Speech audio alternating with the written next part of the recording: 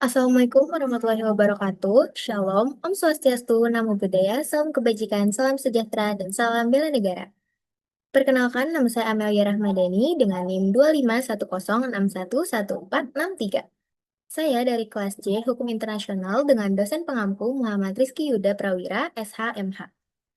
Hari ini saya akan menjelaskan materi dinamika hubungan hukum internasional dan hukum nasional dan subjek hukum internasional. Dinamika hubungan hukum internasional dan hukum nasional.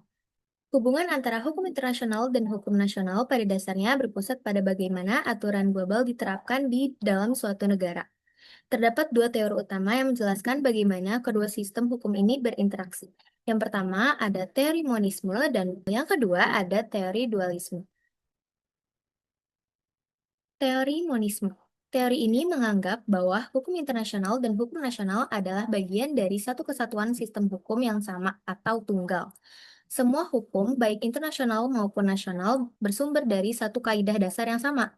Oleh karena itu, hukum internasional dapat langsung diterapkan dalam sistem hukum nasional tanpa memerlukan undang-undang pengesahan tambahan atau transformasi.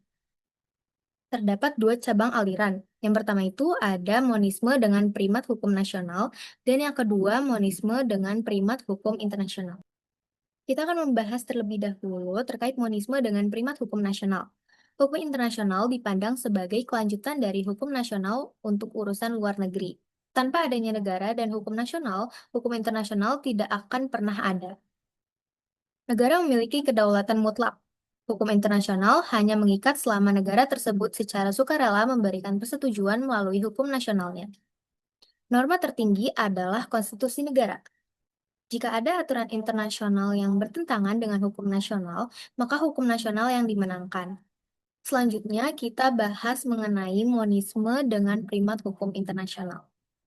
Hukum internasional memiliki kedudukan lebih tinggi. Jika ada pertentangan, maka hukum nasional harus tunduk atau disesuaikan dengan hukum internasional. Hukum nasional dianggap sebagai sumber dari hukum internasional. Kedaulatan negara bukanlah kekuasaan absolut, melainkan kekuasaan yang diberikan atau diakui oleh hukum internasional. Hukum internasional memberikan wewenang kepada negara untuk mengatur urusan internalnya. Jadi, hukum nasional adalah hasil delegasi dari sistem internasional.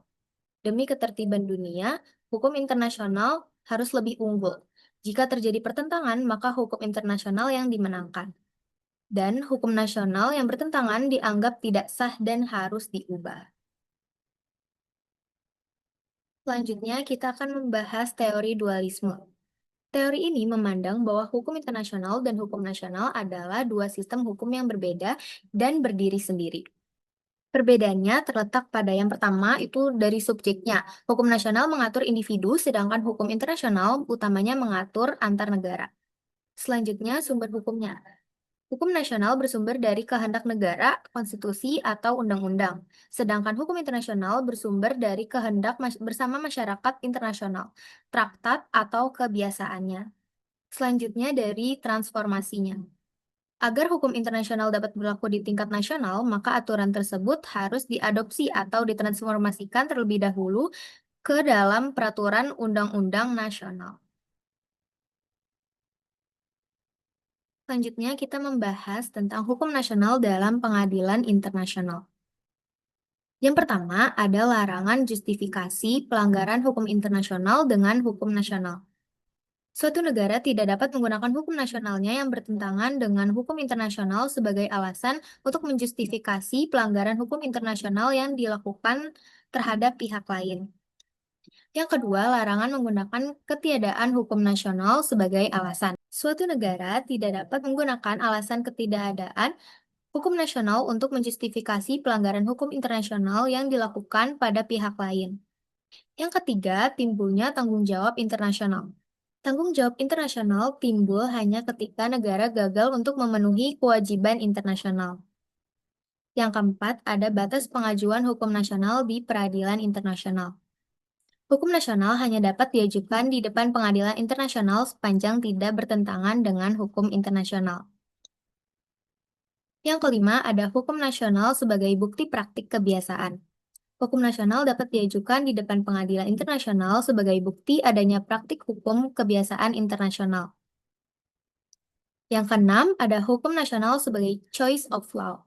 Misalnya, sengketa perdata internasional atau kontrak investasi. Pengadilan internasional mungkin memutuskan untuk menggunakan hukum nasional negara tertentu untuk menyelesaikan masalah sengketa tersebut.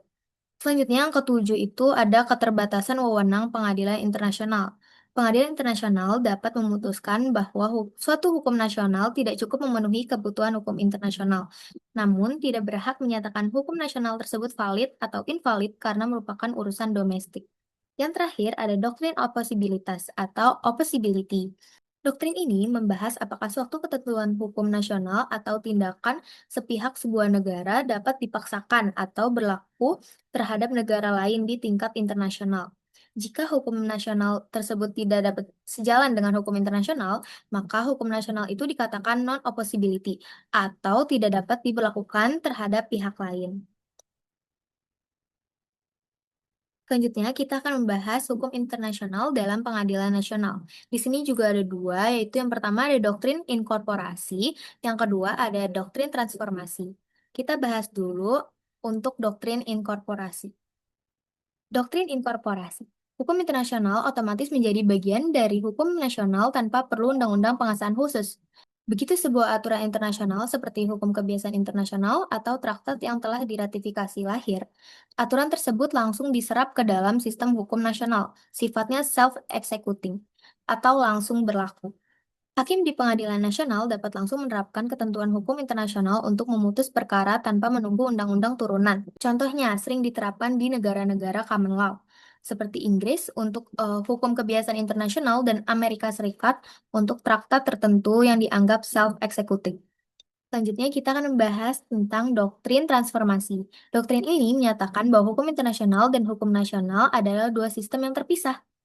Sehingga hukum internasional baru bisa berlaku secara domestik jika telah diubah bentuknya menjadi hukum nasional. Aturan internasional tidak memiliki kekuatan mengikat secara internal sebelum melalui proses legislasi oleh lembaga yang berwenang seperti DPR.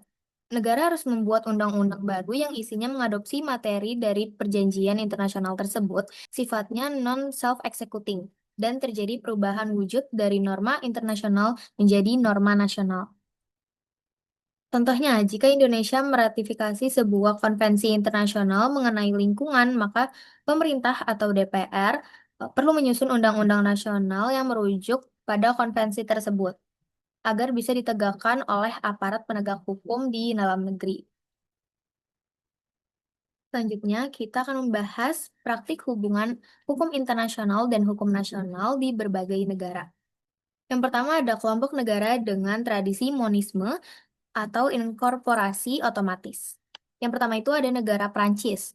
Di pasal 55 Konstitusi Prancis, perjanjian internasional yang telah diratifikasi memiliki otoritas yang lebih tinggi daripada undang-undang nasional. Asalkan pihak lain dalam perjanjian tersebut juga menerapkan sistem tersebut, jadi prinsipnya itu timbal balik. Yang kedua ada negara Belanda. Di Konstitusi Belanda pasal 93 dan 94 menyatakan bahwa ketentuan perjanjian internasional yang mengikat secara umum memiliki kekuatan hukum yang lebih tinggi daripada undang-undang nasional, termasuk jika terjadi pertentangan. Selanjutnya ada hukum negara dengan tradisi dualisme atau transformasi. Yang pertama, di negara Inggris menerapkan doktrin transformasi yang ketat untuk hukum traktat. Perjanjian yang ditandatangani oleh pemerintah tidak akan mengubah hukum nasional sampai parlemen mengesahkan undang-undang yang mengadopsi isi perjanjian tersebut. Yang kedua ada India. Mahkamah Agung India menegaskan bahwa traktat tidak serta-merta menjadi bagian dari hukum domestik, kecuali jika parlemen telah membuat undang-undang pelaksana. Selanjutnya, kita akan membahas praktik hubungan hukum internasional dan hukum nasional di Indonesia. Yang pertama, ada Indonesia secara praktis menganut paham dualisme. Yang kedua, landasan konstitusi pasal 11 Undang-Undang Dasar 1945. Presiden memiliki wewenang membuat perjanjian internasional, namun untuk perjanjian yang menimbulkan akibat luas bagi beban keuangan negara atau mengharuskan perubahan undang-undang harus dengan persetujuan DPR. Selanjutnya ada mekanisme pengesahan Undang-Undang Nomor 24 Tahun 2000. Pengesahan perjanjian internasional ke dalam hukum nasional dilakukan melalui dua instrumen. Yang pertama itu melalui undang-undang untuk masalah politik, pertahanan, kedaulatan, HAM, dan pembentukan kaidah hukum baru. Yang kedua melalui peraturan presiden atau Perpres. Untuk hal-hal yang bersifat teknis, prosedural, atau yang materi muatannya di bawah undang-undang. Selanjutnya ada penerapan di pengadilan atau non-self-executing. Hakim-hakim di Indonesia umumnya tidak menerapkan norma internasional secara langsung jika belum ada aturan pelaksana dalam hukum domestik. Namun, dalam perkara khusus seperti pelanggaran HAM berat, instrumen internasional sering digunakan sebagai referensi penafsiran hukum atau legal reasoning. Yang terakhir ada sikap terhadap hukum kebiasaan internasional. Indonesia cenderung bersikap monisme terhadap hukum kebiasaan internasional. Prinsip-prinsip umum dianggap mengikat secara otomatis tanpa perlu proses ratifikasi formal. Selanjutnya, kita akan membahas hukum internasional dan hukum nasional saling mempengaruhi dan membutuhkan. Perkembangan norma global seperti HAM, lingkungan, atau korupsi mendorong negara-negara untuk mengubah atau menciptakan undang-undang baru di dalam negara agar sejalan dengan standar internasional. Yang kedua, prinsip-prinsip hukum yang umum berlaku di banyak negara, seperti asas praduga tak bersalah, seringkali diangkat menjadi kaidah hukum internasional yang berlaku bagi seluruh dunia. Yang ketiga, ada hukum internasional tidak memiliki polisi atau pengadilan yang memaksa secara langsung di wilayah kedaulatan negara. Tanpa aparat penegak hukum dan pengadilan nasional, aturan internasional hanya akan menjadi dokumen di atas kertas. Yang terakhir, di era globalisasi, hukum nasional tidak bisa mengatur masalah lintas batas sendiri, seperti ekstradisi pelaku kejahatan, perdagangan antar negara, atau perubahan iklim. Negara butuh hukum internasional untuk melindungi kepentingan di luar negeri. Oke, untuk materi terakhir yaitu subjek hukum internasional. Di sini ada 7 subjek hukum internasional. Yang pertama itu ada negara atau state. Negara adalah subjek hukum internasional yang paling utama. Unsur-unsurnya meliputi penduduk yang tetap, wilayah yang pasti, pemerintah yang berdaulat, serta kemampuan untuk menjalin hubungan dengan negara lain. Yang kedua ada OI atau Organisasi Internasional. Entitas yang didirikan melalui perjanjian antar negara seperti PBB, ASEAN, atau WTO, OI ini memiliki kepribadian hukum terbatas pada tujuan pembentukannya. Yang ketiga ada Palang Merah Internasional atau ICRC.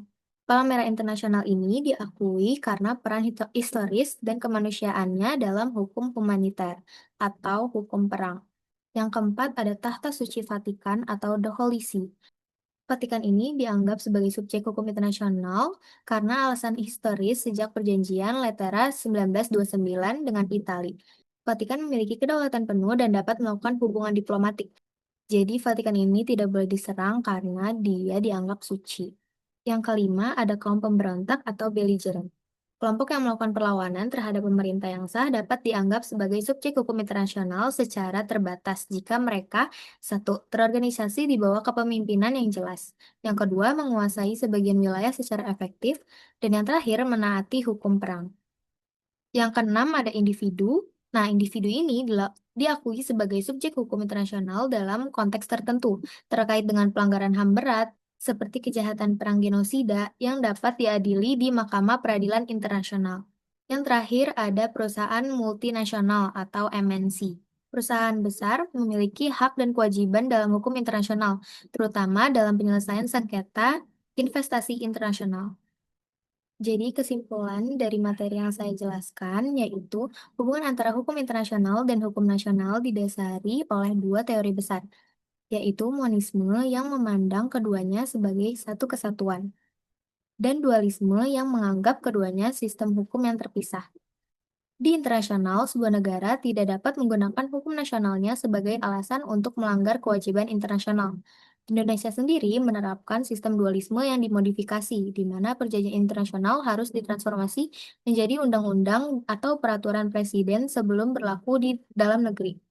Meskipun terhadap hukum kebiasaan internasional Indonesia bersikap lebih terbuka atau monis, Selain itu, subjek hukum internasional kini juga berkembang secara dinamis, melebar dari sekedar negara menjadi mencakup organisasi internasional, individu, hingga perusahaan multinasional demi memenuhi kebutuhan ketertiban global yang kian kompleks.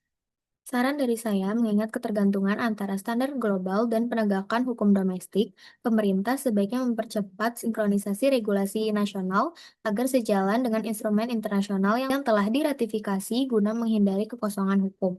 Selain itu, para praktisi hukum di Indonesia, khususnya hakim, perlu meningkatkan pemahaman mengenai norma internasional agar dapat menjadikan referensi kuat dalam penafsiran hukum di pengadilan nasional. Diperlukan pula mekanisme ratifikasi yang lebih transparan dan efisien agar komitmen internasional tidak hanya berhenti di atas kertas, tetapi memiliki daya paksa yang nyata di tingkat masyarakat untuk perlindungan hak-hak warga negara. Menurut saya, pilihan Indonesia untuk menganut sistem dualisme termodifikasi adalah langkah strategis yang tepat untuk menjaga kedaulatan negara sekaligus tetap berperan aktif dalam komunitas global. Filter hukum melalui proses legislasi domestik sangat penting untuk memastikan bahwa norma internasional tidak bertabrakan dengan nilai-nilai konstitusi dan kepentingan nasional. Namun, menurut saya, pengakuan terhadap individu sebagai subjek hukum internasional adalah kemajuan yang sangat positif. Hal ini membuktikan bahwa di era modern, kedaulatan negara tidak lagi bersifat absolut jika berkaitan dengan pelanggaran kemanusiaan berat atau pelanggaran HAM berat. Sinergi yang harmonis antara standar global dan kekuatan eksekusi nasional adalah satu-satunya cara agar ketertiban dunia tidak lumpuh.